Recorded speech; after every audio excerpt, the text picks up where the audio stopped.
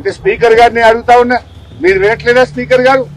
మేము ఎప్పుడన్నా ప్రభుత్వాన్ని నిలదీస్తే మా మైక్ ఒక సెకండ్ లో కట్ చేస్తారు కదా, ఆయన మైక్ మాత్రం బూతులు మాట్లాడుతుంటే, మన నోటితో మాట్లాడలేని భాష మాట్లాడుతుంటే ఆయన మైక్ ఎందుకు కట్ కాదు? ఇంకా ఎంకరేజ్ చేస్తారా?